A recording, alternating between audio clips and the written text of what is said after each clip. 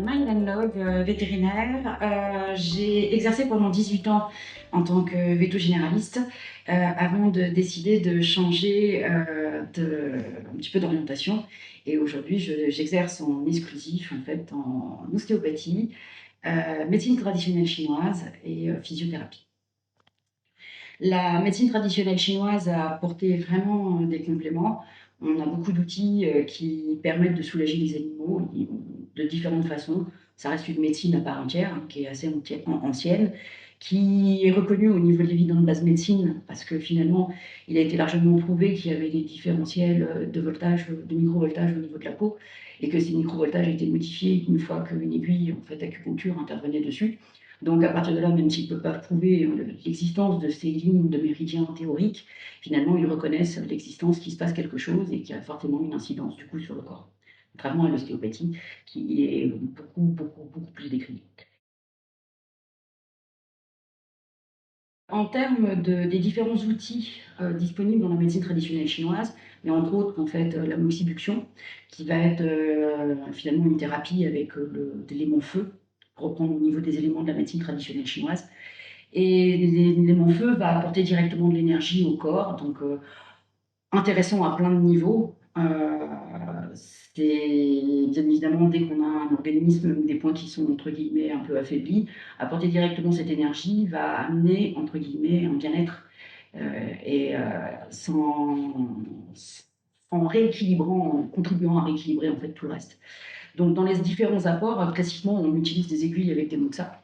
Les aiguilles avec les moxas ont plein de qualités et les moxas sont souvent des armoises de feu, donc récoltées du coup en saison d'été, d'où la notion d'armoise de feu.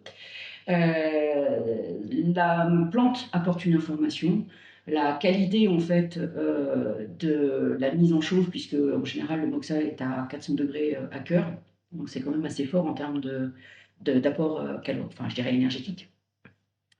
On a quand même l'inconvénient d'avoir le risque de brûler l'animal s'il bouge, avec entre guillemets un moxa qui peut tomber ou cramer les poils.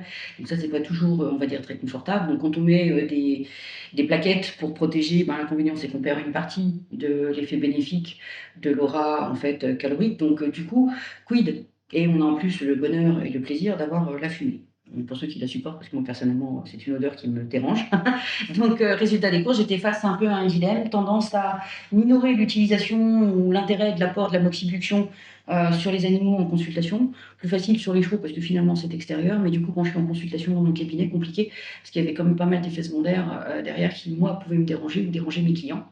Résultat des courses, le chat est par exemple aussi un animal pour lequel je ne me sentais pas forcément de planter une aiguille avec un moxa, avec les risques de s'il bouge, s'il est inconfortable et d'avoir à gérer entre guillemets la peau. Enfin, du coup, il y avait quand même des limites, malgré que ce soit entre guillemets la voie princière pour dire la voie royale pour pouvoir faire de la moxibuction. Et j'ai contacté Sadételec et j'ai AcuShop et j'ai testé en fait leur Premio 10. Au départ, j'étais assez réticente quand ça avait été présenté parce que je trouvais que la circonférence d'action en fait était limitée, que la mise en température était peut-être limitée par rapport au Moxa. Et puis finalement, j'y ai vu l'intérêt parce que je l'utilise beaucoup plus facilement. Et certes, c'est un investissement, mais finalement, il y a une praticabilité. J'ai l'inconvénient de rester bloqué entre guillemets avec le Premio sur le point que je traite. Ceci dit, quand on met un moxa d'armoise, on reste bloqué sur ce point parce que le risque que l'animal bouge et puis que le moxa en fait brûle le poil. Et devant le client, ça fait pas forcément terrible. Puis pour le laisser avec un bout de cochon cramé, c'est pas terrible non plus.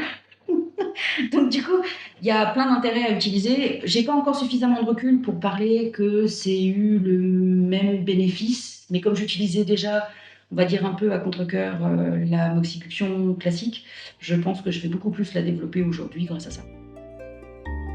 For more information, please visit www.sedatelec.com.